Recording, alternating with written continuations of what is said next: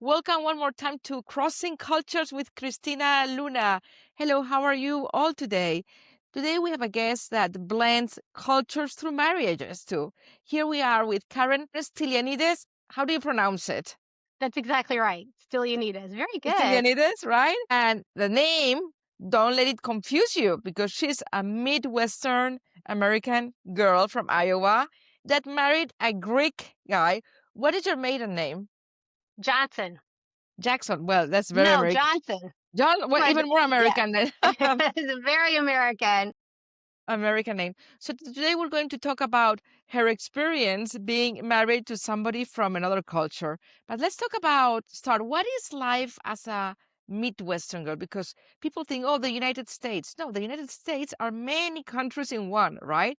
Every Right. area is like the whole world. Many areas are very different from others. So tell us Yeah. a little bit about exactly for those people that don't know, where is exactly Iowa? What kind of things you do that make you different? And how was your upbringing then before you met Mr. Stylianides, George? Yeah. You're right. Well, first off, thank you, Christina, for having me on. I really appreciate the opportunity. This is like wonderful. So thank you so much for the Yes. opportunity. And I usually start off by saying it's always good to be from Iowa to start off with. Because I love my background. I love Iowa. I love the people. I really had a great, great childhood growing up. It was just built on morals and ethics and the golden rule. And we were always outside playing and, but I was really sheltered. I did not have a very diverse background. I will just say that. Yeah. How is life in Iowa? What makes it different from other states around it or in other parts of the country? I really think it's the people. I mean, the people are really just good people, kind of like down south, people down south are really sweet and kind and stuff like that. Well, people from Iowa kind of stick together and they're very, kind and yeah, it's just a nice little atmosphere. We have a lot of rural areas, so we rely a lot on our neighbors and helping everybody out. And Iowa is actually in the center of the United States. So I grew up right along the Mississippi River in a town called Burlington, Iowa, which is like down south there, the southeast corner of Iowa, and couldn't be happier. I actually grew up on what was called a bluff, so contrary to everybody's belief, there are hills in Iowa. They actually have a ski resort up north in Dubuque too. So we're not totally flat, but maybe 99% flat. And what is there to see or to visit if somebody wants to go there? Well, if you go to Burlington, Iowa, we are famous for the most crookedest street in the nation. I know, I know, I know. Go ahead, say it. San San Francisco. Francisco. Yeah. Yeah, but we have one just like that, and it's called Snake Alley. And they all, we have art exhibits on in the summertime on Snake Alley. It's a very historical site. We also have one of the oldest churches in the area, St. John's Catholic Church, is on top of one of those bluffs. So when you're coming in from Illinois, the little steeple is one of the first things you see. We have beautiful, I mean, I'm telling you, beautiful parks. I was so blessed to have exposure to so many just parks in general. We have Dankwart and Crapo Park. That is really close to where my dad's at now. And you can go in and have a lot of recreational activities like disc golf and walking. They have archery. So there's an archery thing set up if you wanted to go practice your archery.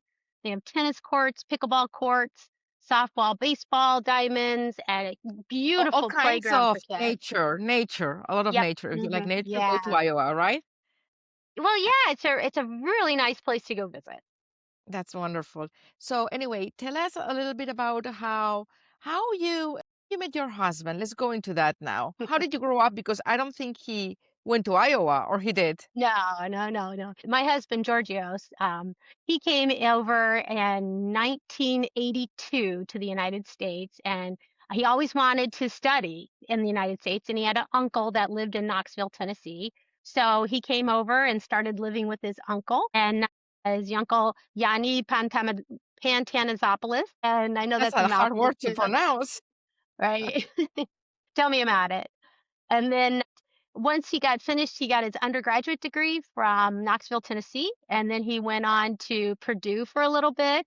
And then from Purdue, he kind of followed an advisor and went to Illinois State University. And so I met him actually at Illinois State University when I was getting my master's degree. So we were both getting our masters at the same time. And I have a And funny how story did about that. how did you feel about dating or somebody from a culture that's so different from Greece, another Europe, with those long words, with those names that are hard to pronounce unless you know Greek, right? Yeah. Well, we were friends first. So, as graduate students, I actually met my husband in a classroom. So, I was borrowing a piece of equipment, and Dr. Liverman, came in and introduced us. And I kind of said, hi, and left the room. And he looked for me on campus and he thought I was an undergraduate. So I was really a graduate student, and our buildings were just in separate buildings. And then we finally got together for a graduate meeting. And, he kind of got his heart kind of fell down. And we started hanging out. We started doing things together. And he was such a comedian. He was so funny. Yeah. And then we actually went to the movie When Harry Met Sally. Oh yeah, that movie. Who doesn't know that movie, right? No, it's a great movie. Well, yeah, when we walked out of the movie, we kind of looked at each other and we're like, this could be us right now. And yeah, from there it kind of went on. But I was so, so blessed because his family welcomed me in open arms. I barely spoke the language and they just heard my voice, I guess, and they fell in love. And I was never not welcomed. His family is still just wonderful and fantastic. And You're yeah, you were the exotic American getting like together with the Greek son, right? And right. and what about your family? How did they take it that you were not with an somebody from Iowa, from your town or nearby, and you went like all crazy with an exotic for them Greek boyfriend? Yeah. Well, I'm not sure what they really thought about, us getting together, but my mom knew. I brought him back for Thanksgiving, and my mom knew that I was in love at that time, and because that's all who, I was talking about was him, and it was, yeah. From there, I had my parents were very good about it. My dad was kind of questioning things because I remember one time we went out to a restaurant and my dad said, "Oh, I'm going to pay for the meal." And my husband excused himself and went to the bathroom and basically paid for the meal. And he got so mad at my husband because I'm paying the meal. And George had already taken care of it because he was the guest, in our house. It wasn't the other way A around. So, gentleman.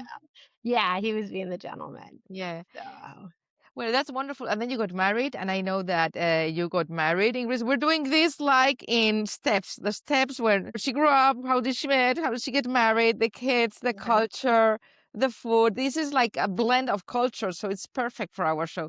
So thank you, Karen. At the end of the show, we'll let you know. I'll confess how Karen and I met and yep, became good friends. But now let's get going to what this is about because still is the month of love. And how wonderful is to end the month of February with a story like yours. yeah. Yeah, well, my husband and I, like I said, we were friends first, and then his mother sent the ring. His mom actually had picked out the rings for him when he was like 18 years old. It wasn't So I have a specialty ring from Greece that she had designed that was very similar to hers, and had mailed it to George, and he went and had it, sized. And when he picked it up from the jewelry store, he turned right on a one-way street the wrong direction, and the very first car was a police officer. Oh my God. So he got really lucky that he didn't get in an accident. The guy just turned on the sirens and got him turned around, and he came and proposed to me that night. He had a good excuse, right, for the police officer Yeah, he did. He'd had a for great going to a excuse. for a one-way street on the opposite direction. Yeah. And I know that you got married in Greece. What made you decide to get married in Greece? And is it how is a wedding in Greece? Like, is it like Oh, I loved it. the wedding in Greece, like the big fat Greek wedding kind of?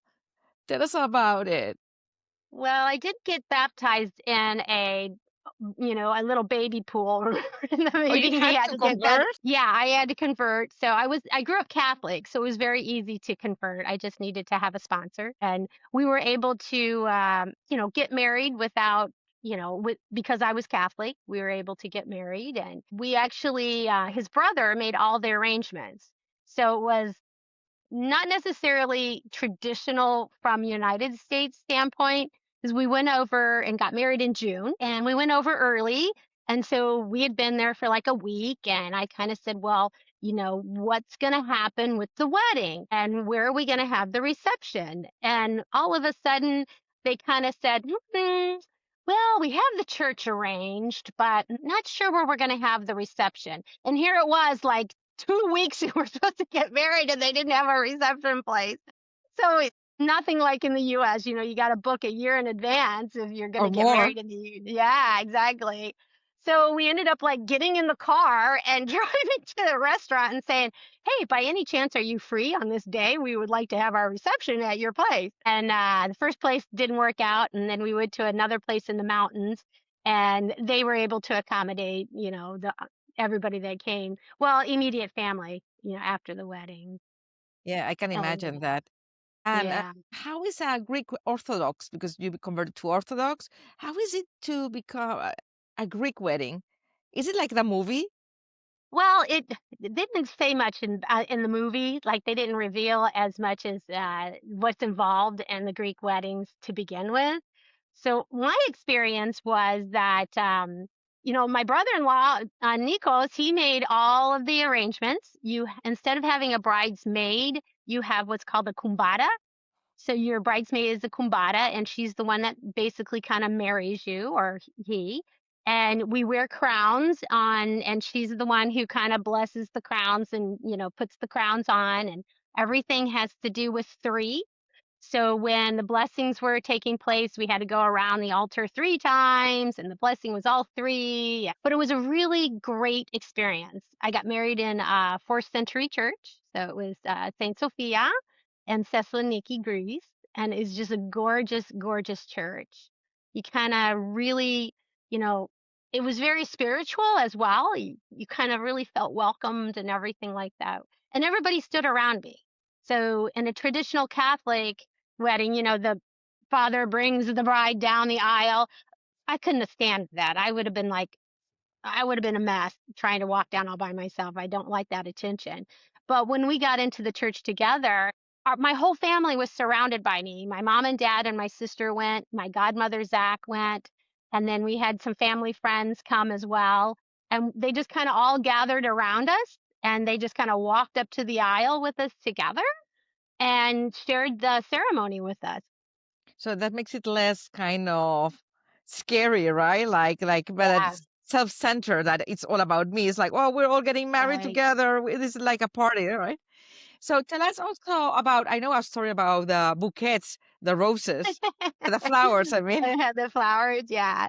So before, you always have to get your flowers ready and the bouquet and everything. And because I know enough to be polite in the Greek language, I went with my husband to one of the florists in town, and he started talking to her and saying, we're getting married and we need these delivered to the church and yada yada yada. And my husband said, well, what do you want? And I'm like, well, I want that flower and that flower and that flower. And it was beautiful bouquet of like Gerber daisies and lots of different kinds of colors in the bouquet. And the whole church, I was thinking, oh, this is just going to be beautiful.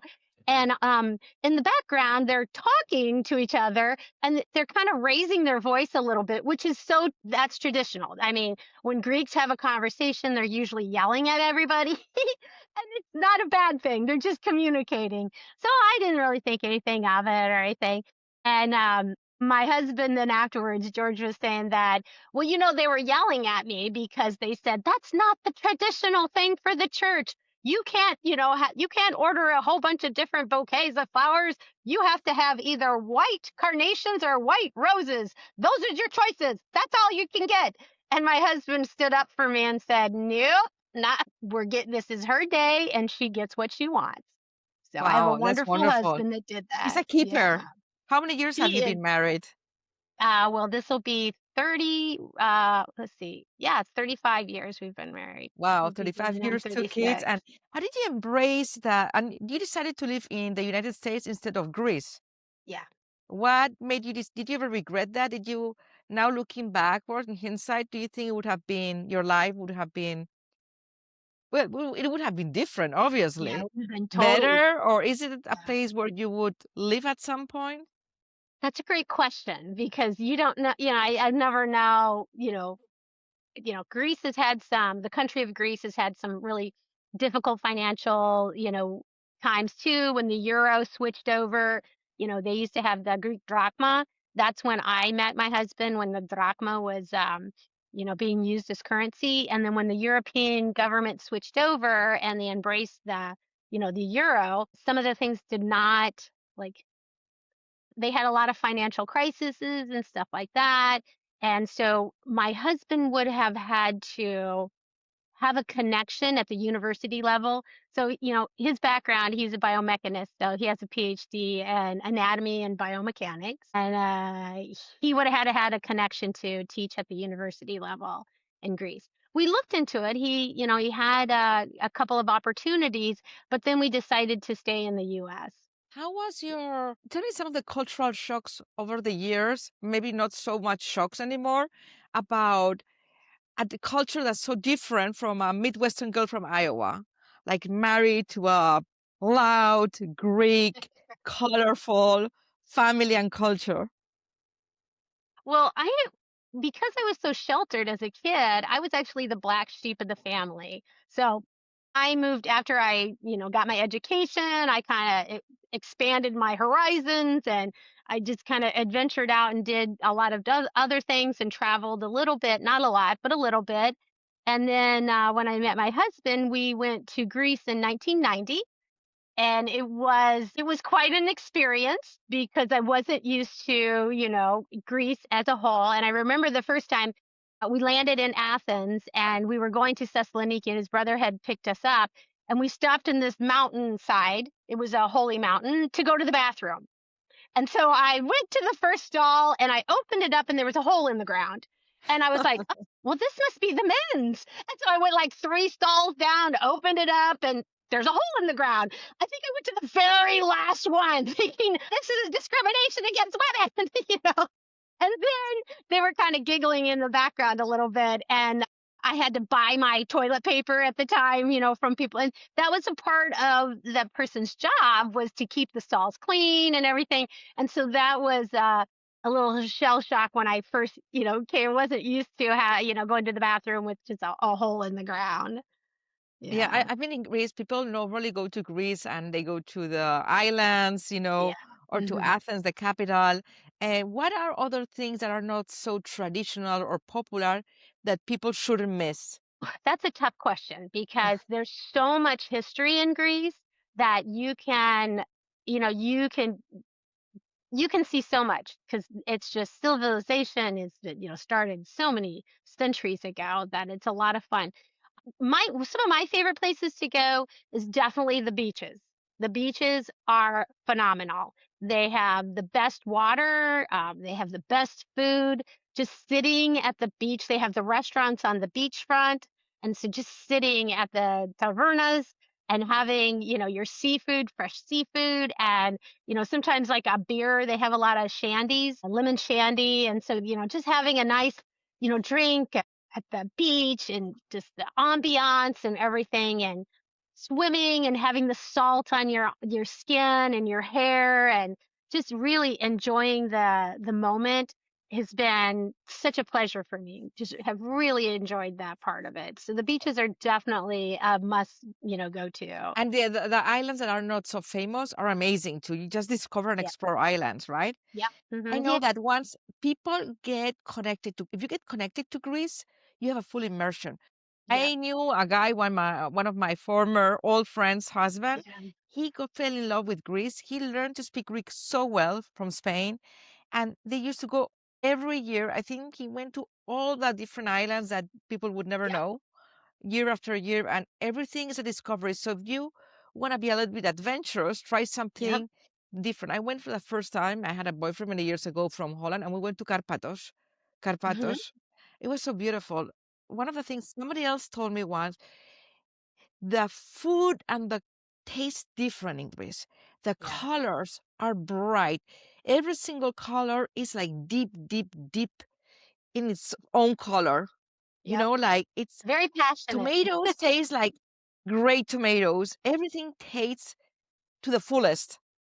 Yeah. The peaches and the watermelon, carpuzis. Oh, I miss all of that. So I just and the cherries, all that fresh fruit and vegetables is just it's just wonderful. And they get everything fresh. If it's the first time going to Greece, I always recommend to people that check into some of the cruises because a lot of times what they do is they just island hop. So I you did get in that. the yeah, Yeah, wasn't that nice? amazing. They transport you at night and you wake up and you're at a new island and each island is a little bit different. Okay, Yeah. Karen, now I want to stop this recording, now this podcast, and go to Greece right now. Go to the airport, find a ticket, and just go there, right? Anyway, yeah, it's wonderful. But now let's go back to the USA. How was it being married culturally, like with somebody from another religion and another culture? How did the work with the marriage? Because there's another culture of the way men are and women are, right? More conservative maybe, and on those times especially, I don't know, at Yeah. least that would be in Spain, and the traditions, and then having kids. Tell us, give us a little bit a trip around all these different areas, being married to George. What would you say his name? George in Greek? Well, in Greek, it's Yargos. So, Yargos, yeah, yeah, Yargos. Getting married to Yargos. And I guess that I know that you learned Greek, so that's another subject we want to explore. yeah, yeah. So let's see, living with Yargos.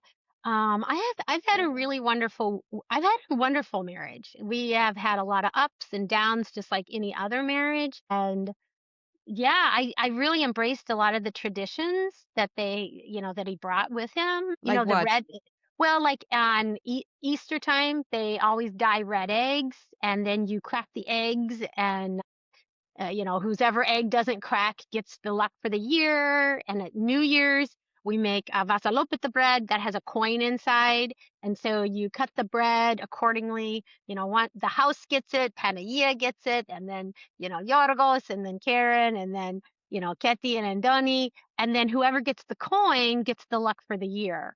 And so Wow. we've been doing that tradition for many, many years. So there's a lot of fun things that we've embraced over time. Another one is name days. So everybody has a name day. And so, In Spain too. yeah, yeah, uh-huh. And so like, Katerina is in November and like Andoni is in January and Yargos is always around Easter time. Yargos is the one that kind of travels because it's, focuses a little bit more with, the Easter tradition and stuff. So yeah, they celebrate it like a birthday, sometimes even greater, it's a greater thing. I know Christina is July 24th, and I still have a Okay. WhatsApp group with my friends of high Uh-huh. school, and still they say Happy Saint Day to each of them. I was Yep. like, wow, it still keeps Uh-huh. going. Where are the Yeah. gifts? Come on, right? And so, what would you recommend after all these years having a successful marriage? What would be your advice to people that are blended or mixed race, mixed cultures? What would you Yeah. tell them? What is the secrets of some tips to be to have a happy relationship? Well, I always tell young couples, Eleanor Roosevelt once said that you get married with both eyes open or you get engaged with one eye, with both eyes open. And when you get married, you close one. So it's kind of like a give and a take. You kind of have to just don't close both eyes. Yeah, yeah. So it's more or less like with every other marriage, but I guess you have to be more flexible sometimes because the culture is different, the traditions. I see that you've been open to the traditions, and I guess Yargos has been open too because he lives in the USA. Yeah. Yeah, like even at Christmas time, we still celebrate Santa on the US side and Thanksgiving and things like that. But the Greeks really don't Santa Claus came on New Year's Eve. So We kind of got to do two Santa Clauses and stuff. Santa Claus is traveling around a lot, Exactly. so cannot be in the same day everywhere. So tell us about having you have two kids, a son and a daughter. How hmm did you raise them through both cultures, the language, visiting? Uh, Tell us a little bit about that. Well, Greeks are really family oriented. I can tell you that for sure. And I grew up in a very large family. I have three older sisters and two younger brothers. So family is, I'm used to having family and stuff. Yargo, he has a older brother Nikos and his mom and dad. And when I was first pregnant with our daughter Ketty, her real name is Ekaterini, and that is actually my mother-in-law's name. So her full name is ekaterini Stylianides, which translates into the daughter of Georgios Stylianides. And then our son, Andoni, his name, or we call him Tony too. Andoni Georgio Stylianides is the son of Georgios Stylianides. And that's my father-in-law's name. So the Greek tradition, that's why there's so many Yargos and there's so many Yannis and Nikoses and stuff, because it's one of those traditional things that the firstborn is named after the father and the first girl is named after the mother, et cetera, et cetera. Yeah. And did you learn the language, or did your kids still were raised with the language too? Yeah, we talked Greek in the household. A lot of times it was like baby Greek. I can tell you, I was just really polite. I knew what people were going to say, or I knew what they were saying, but I wasn't exactly sure what the details were. And my kids took a few Greek lessons in the past, and so I don't know how much they retained it, but I'm pretty sure that if they were embedded in the Greek language, they'd probably survive a lot longer than I would. How do they feel about their half Greek roots? They're very proud of being Greek, and most Greeks are. If you talk to the Greeks, just like in the My Big Fat Greek Wedding, kimono comes from the Greek language of house, and that's where they got it from. So there's always some type of connection to Greeks. Yeah. And how did that, because I know that you didn't only teach Greek to your kids, but you Yeah, taught sign language to your yeah, son. yeah, What is the story yeah. behind that? That's a great idea also. Yeah. Well, my background is adapted physical education, so working with kids with disabilities. And so at one time in one of my careers, I actually scheduled interpreters for the deaf. So I needed to know sign language because my boss and another coworker were both deaf. So I kind of already knew sign language, and it was easier for me to talk sign language to my children. And my husband then Yargo speaking Greek to the kids. So they kind of had three different languages to begin with. That's very, very like colorful and very smart. Do you think Yeah. everybody should learn sign language? Do you I, think I it's beneficial? Well, I think it's I think it is. I think it's beneficial to everybody because a lot of times the deaf culture, they use their facial expressions, how they're bigs and small and things like that. And so if we can kind of pick up on those social cues, then we kind of know exactly what people are talking about. So when my kids were like signing something to me, I kind of knew how important it was at that particular time just from their facial expressions and the sign language that they were using. Yeah, I see. And tell us, let's go to the food now, because Mhm. typically here, at least in the Northeast, they say diners are Greek, mostly diners. Yeah, How Greek is the food in the diners? It's like when we have like for Christmas, Italians, they have the seven fish meal. yeah. And when you ask an Italian, they say, no, we don't have that in Italy. This is an American Italian tradition, right? Do we have an adaptation of the food there, the diners, the Greek food here, or is it really authentic? They bring all their It all d know-how from there.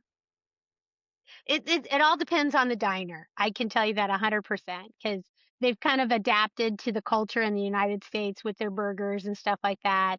But I can tell you 100% hands down that everybody calls it the gyro. In Greece, it's the gyro, and it's totally different. Like in Greece, it's a fast food kind of sandwich, and they grill the pizza, they throw the meat on.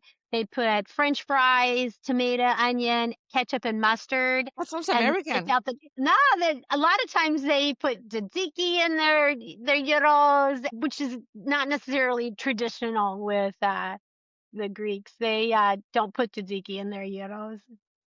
But and what are some of the myths and truths about now to end about the Greek part? Because I want to go a little bit, introduce you to a podcast upcoming soon about Karen and a Yes, colleague of her that are like professors in university bringing like wellness, long-term wellness. But right. let's close with the Greek thing about myths and truths about the Greek culture. Well, not every Greek owns a restaurant, that's for sure. So usually the first time, it's the dangers of a single story. We do not all own, Greek restaurants, and my father-in-law and mother-in-law did not own a Greek restaurant in Greece. So that's kind of like one of the big myths. Another thing is they're very passionate people. So when you're having a conversation with them, it might be a little bit louder in the room than normal, which is you just kind of have to get used to that. I know my husband had a friend that came back who was from the US and was studying with him in Dijon, France when he was young, and brought him back to Greece. And she all of a sudden started crying at the dinner table, at the kitchen table. And my husband and his mom looked at, "What's wrong? Are you okay?" And she's like, "I'm so sorry. I know you're yelling about me. It's me that you're yelling about," because she had heard her name, but they were having a Oh. general conversation about her and trying to accommodate, the situation and make her feel comfortable. Wow, this is it. So if it's Italian, Spanish, or Greek, we yell. We yell. So Yeah, don't yeah, worry about it, right? Or we speak loudly right, because it's about passion. We put the emotion with the words. We join it. So don't be scared. Okay. right, exactly. Yeah. Yeah. So we're going to have you next soon with your colleague, talking about wellness. You had a presentation, you're focused on that. Tell us what food fills you, what is your career and your profession about, and what is it fulfilling that you can share with our viewers, listeners today? Well, I teach at Penn State Hazleton, so I'm in higher education, and I've been in higher education now for 25 years. I was in the public school system for a while, but I was one of those people who stayed home and to raise their kids and still worked part-time. So that's when I kind of got into higher education, was working part-time when I was raising the kids. So when I moved to Pennsylvania, they never articulated my teaching certificates. So I was kind of pigeonholed into higher education, and I loved it. I loved teaching the college student, the young minds, and kind of guiding them to discover who they are.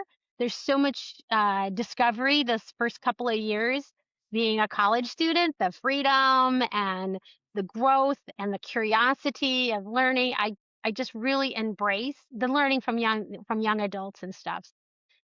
I've been at Penn State 15 years now, and I'll be talking with Dr. Andrea Randolph. She's from Brandywine, Penn State Brandywine, and we're going to come in, and we have had a lot of experience teaching wellness. We both teach a wellness class, and we're going to come in and kind of talk a little bit about, what kind of options do you have as an individual to learn, how to have a better quality of life by just a few practices.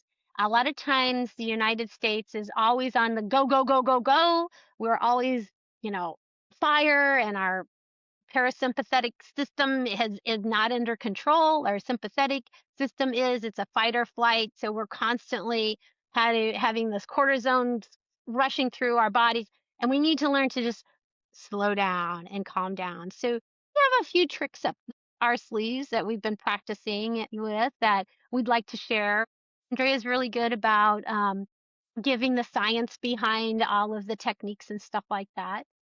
So we're going to have an upcoming podcast. But viewers, listeners, if you have any comments about the Greek culture, you want to ask any questions to Karen about, her upbringing, her mixed blended marriage, or about what's the upcoming podcast, about wellness, you want to ask some questions that we can send to Karen and Andrea before the podcast that will be come out around the middle of March, please let us know in comments or send me a private message and we will be very happy. Don't forget to follow us in Crossing Culture with Christina Luna, because if you sign up and you press the bell, you'll get all these wonderful guests. And now, lastly, I want to tell you how wonderful it is when we meet people around the world and how the different ways, the mysterious ways that life works, right? So this is Right. how I met Karen. I was diagnosed with breast cancer 2.5 years ago, and it was very scary. So one of our friends, Dr. 𝐓𝐫𝐮𝐞, she was in my shows on the radio. She said, "Oh, I have a friend, Karen. She's been through it, and she can help you." And I remember I was so scared. I had to go to a couple of appointments. My husband had had Roberto open heart surgery. I had a little child. She was rehearsing for some play. It was like the beginning of December, end of November, beginning, and Mhm. it was scary and cold and dark, and so many things were going on. And Karen didn't know me, but she said, "I'll meet with you wherever you are. Tell Uh-huh. me where and when." And I was, "No, I don't want to do, no, I will. And I Yeah. will. And you gave me so much lightness and then support. And I will never forget that you did that for somebody you didn't know. So thank you. That shows what a wonderful person you are." And then with Dr. 𝐓𝐫𝐻𝐵 Yelena, we became friends, and now we meet, and now you can all enjoy Karen in the show. So I wanted to confess this little part that brings our humanity together. Well, thank you. It's my pleasure. I'm always happy to help. And it's never an easy journey. It's a club that nobody wants to join. You're right.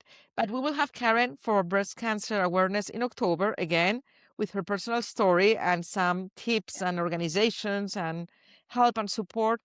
Let's hope that we are all stay healthy, and don't forget to sign up, to follow up and comment, because we would like to know your comments. And thank you, Karen, again Thank for you. being It's a pleasure. and driving us, flying us to Greece. We love that.